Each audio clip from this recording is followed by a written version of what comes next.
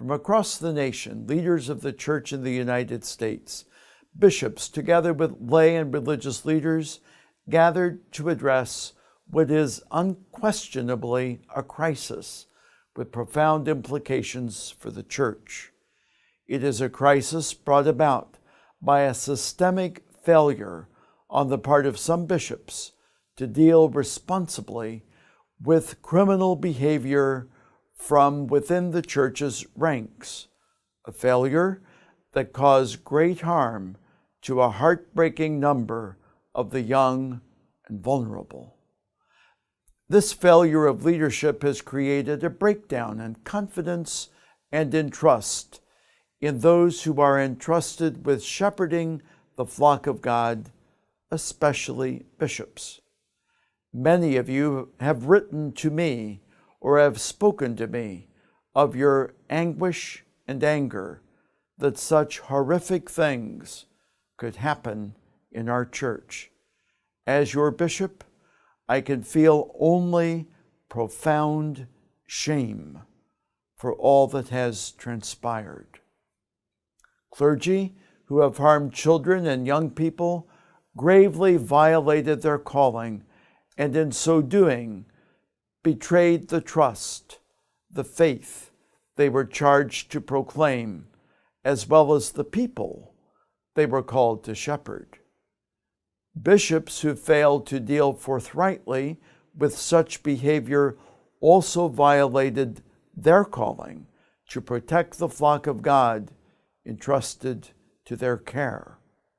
Indeed, both the crime and the failure to address the crime have brought the Church to a time of chaos, tribulation, and suffering, such as is portrayed in today's gospel. Confident that the Lord loves His church and remains with us always, confident that the Lord's words do not pass away, even in time of pain and distress, we must commit ourselves to the long and arduous path toward healing. As your Archbishop, I assure you that I will continue to do everything in my power to restore your trust and your confidence in the Church and its leaders.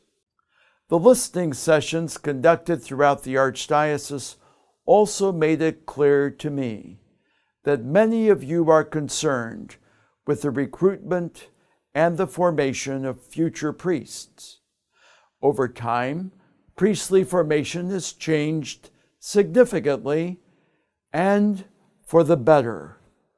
This process seeks to ensure that no one will be ordained to the priesthood without the emotional, mental, and spiritual maturity needed for ministry. Further, future priests must have a healthy approach to human sexuality, relate to others wholesomely, and be able to live chaste celibacy fruitfully and joyfully.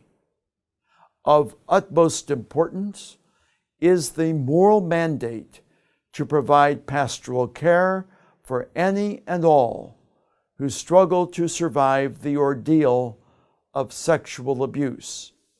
Such care includes the provision of professional counseling and a willingness to walk with survivors in their long and arduous journey toward healing.